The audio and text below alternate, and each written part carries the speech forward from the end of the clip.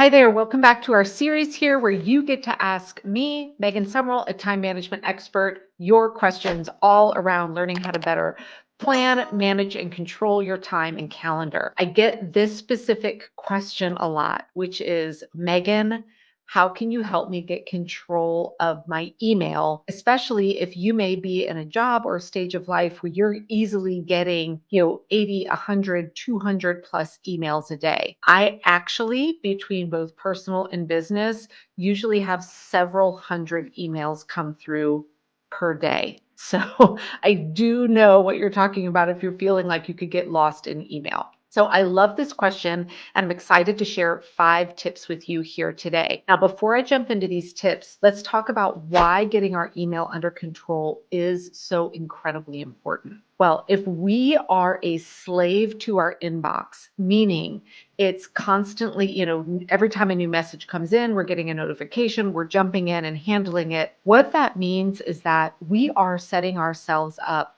for nonstop, what I call reactive living all day long, where we are reacting to the most recent email that is coming in. Well, if you've been through my top framework training series out here, we've got some links for that for you in the show notes. What I talk about as the 3 things you need in place to really have work-life harmony, there's 3 Ps. And one of those Ps happens to be proactive instead of reactive. So learning how to get control of our email is a critical part of this if you are currently spending a vast majority of your day just responding and reacting to emails that are coming in. Now, I believe so strongly in this. I have a very in-depth email management training program inside of my signature top program. But today I want to share with you 5 tips that you can put into play right away so that email is not running your life and you are no longer spending all day reacting to it. All right. Tip number 1, you need to establish set times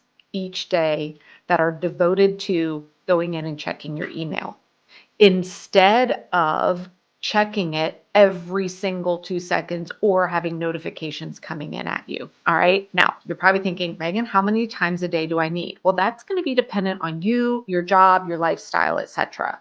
For me right now, I'm in a stage of life where I have 3 set times a day that go into my calendar on my weekly plan where I actually go in and handle and process email. When I'm done with it, my email is shut off and I am no longer in there managing email until my next scheduled time. Now, how much time you need to go through your email, again, is going to be uniquely dependent on you. And we're going to talk about that as we get to one of our future tips. But that is tip number 1 is you need to have established times per day where you're looking at email and then do not touch it until your next scheduled email time. All right. Now, tip number 2, let's start talking about now when we're actually going in and processing our email. All right. So when I go in and sit down, it's a scheduled time for me to go look at my email. As I'm going through it, if it is something that I can handle in like a minute or less, do it right then and there. A lot of times what happens is we may see stuff come in and we know it's something you can handle really quick, but we just let it sit there and then it stacks up and that creates overwhelm. So as you're going through your email, one of the best tips that I can give you, again, this is tip number 2, is if you can handle it in the moment or in a minute or less, do it right then and get it off your plate. All right. This prevents things from building up. It prevents anxiety from building up along with it. Now, tip number 3 is as you're going through and looking at your email, if this is something that you cannot handle in just a minute or so, now you need to make a decision on when specifically are you going to handle this task that has now come up in email. So if it can't be handled in the moment, it needs to fall into one of 3 different buckets. Bucket number 1 is, does this have to be done today? All right. And if it does, then you need to build that into your plan for the day. All right. Specifically, when are you going to handle it? So is it something that needs to be handled today? Or is it something that needs to be handled in the current week? Or is this something that can be handled in the future that doesn't even need to be handled in the current week?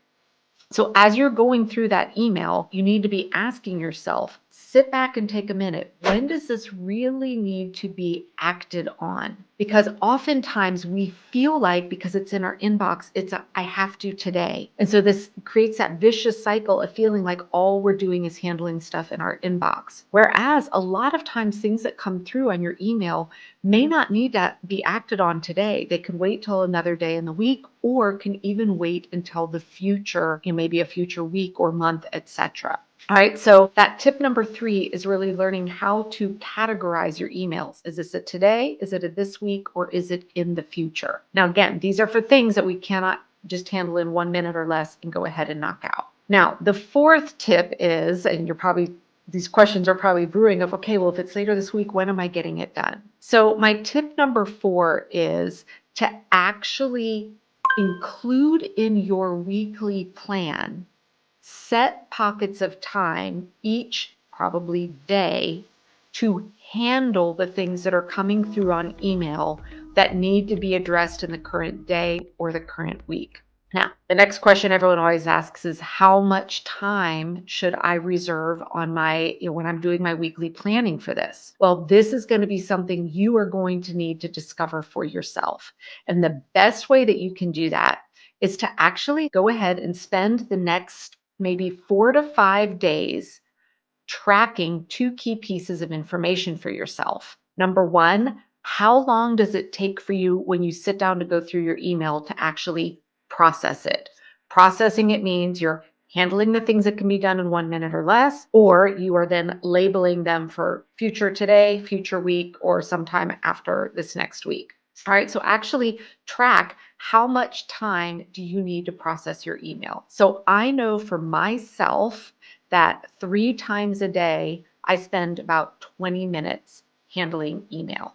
And I actually build that into my plan for the week so that I have that time blocked out every single day, 3 times a day, to handle email. Now, the next thing that you're going to need to track is how much incoming tasks come in through email that you are having to accommodate over the course of a day and or week, so that again, you are proactively allowing for that space on your calendar. So because I have tracked this for myself, I now know when I sit down to actually do my weekly planning for the upcoming week, I know how much time to proactively block and reserve on my calendar that can strictly be labeled as handle things through email. So if I'm sitting down to process my email, something comes in, I know I need about 30 minutes to do it.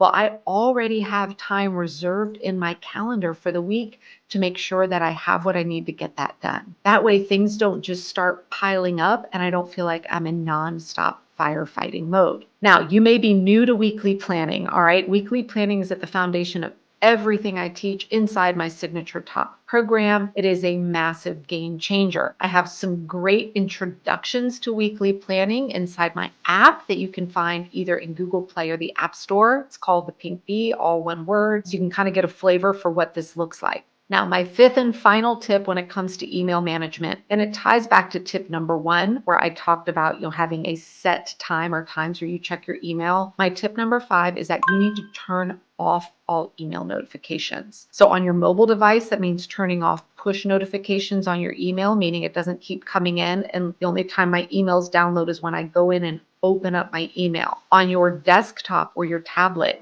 turn off all email notifications so that they're not, nothing is making a noise or even a visual indication, because you will get tempted to go into your email. Now, if you're nervous about not checking your email, every 10 minutes or not having those notifications on, give yourself some grace and make it an easy start. Maybe you start out by saying, you know what, I'm going to check my email every hour.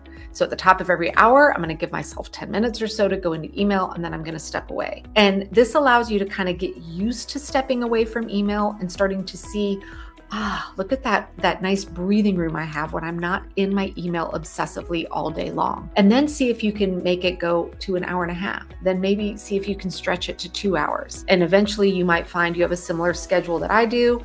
I check it first thing in the morning. I have kind of a midday check, and then I have an end of the day wrap up with my email. So I hope that you have found this email management tips helpful. Again, I go very much in depth on some other ways to organize, process, etc. your email inside of my signature program. But these 5 tips are ones that you can start to put in place today.